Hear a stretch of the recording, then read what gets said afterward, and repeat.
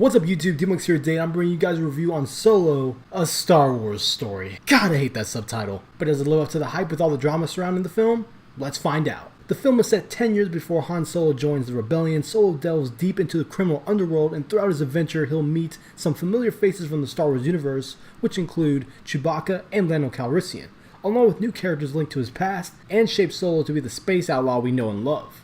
Right off the bat, I want to talk about Alden Ehrenreich as Han Solo. I think he really did a good job as Solo. He truly embodied the character. It didn't feel like he was doing an impression at all. He was really doing his own thing. I wouldn't say he was the only actor that could play a young Han Solo, but I think he did a damn good job. However, parts of the character's origin was hit and miss for me, especially how Solo gets his name. Also, a good amount of the supporting cast delivers a great performance, which includes Donald Glover as Lando Calrissian, who's able to capture that charisma and charm to the Lando character, Woody Harrelson as Beckett, who's Solo's mentor, and Emilia Clarke as Kira, who has a pretty interesting backstory, mind you. I wouldn't mind seeing more adventures of her, whether it's in movies, video games, novels, or comics. And I've really enjoyed the action sequences within Solo. Majority of them are thoroughly entertaining and well choreographed. Some of the action sequences that stood out to me were when Han meets Chewie for the first time, the train heist, and the raid on Kessel. However, there really was no wow moment that blew me away in Solo. For example, the Darth Vader scene in Rogue One, the throne room sequence in The Last Jedi, or Kylo Ren stopping a blaster bolt in The Force Awakens. Don't get me wrong, there are a few surprises in Solo, but it just wasn't on the level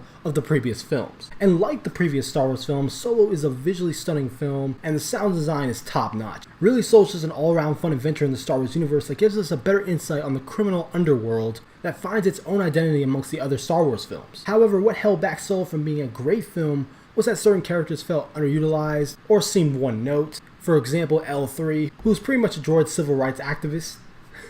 However, I will say there was an emotional scene between Lando and L3 that I really enjoyed in the film. Then there's Dryden Voss, who I thought was a paint-by-numbers cookie-cutter villain, and he had the most cliche character design with scars running down his face. I think they could have come up with a better design for the antagonist if you ask me. And then there's Ephes Nest, who I wish had a little bit more screen time, maybe like one more action sequence in the film. Solid theme song though.